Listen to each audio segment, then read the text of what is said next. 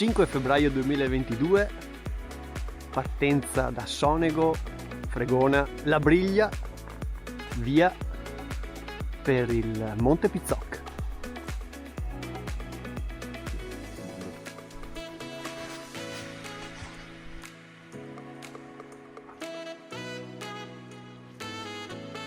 Su 981, sentiero del bracconiere verso Vuberri. Lì in fondo il Col Nudo e qui Cadolten.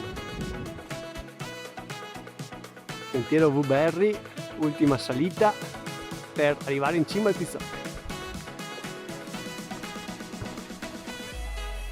Fondo Piancansiglio, tre Alpi Venete con Gusnon, Cima delle Vacche, di Franco del Pago e di qua il Trelmo.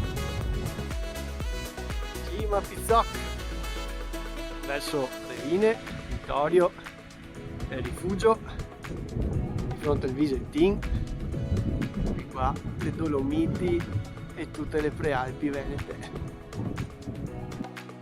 Ecco Rifugio con tutti i pannelli nuovi. E adesso giù per la direttissima. È il punto più critico, ma niente. Diciamo il primo pezzo là dove c'è la neve all'ombra. Esatto. Però Gestibile. Ecco il ricongiungimento col sentiero del bracconiere verso il Taffarel. Eccoci, Casera Taffarel con vista Visentina.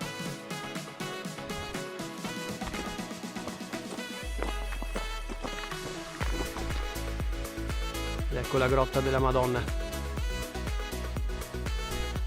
Lasciamo il sentiero segnato che va a Sant'Augusta per tornare su un sentiero non segnato verso le Briglie di Sonego.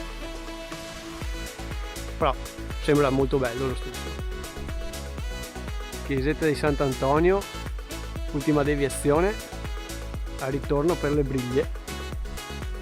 Ore 16 di ritorno, eccoci alle Briglie, dopo una fantastica avventura con il mitico Angelo. sì, tornati sani e salvi. Nessun lupo sul Cansiglio.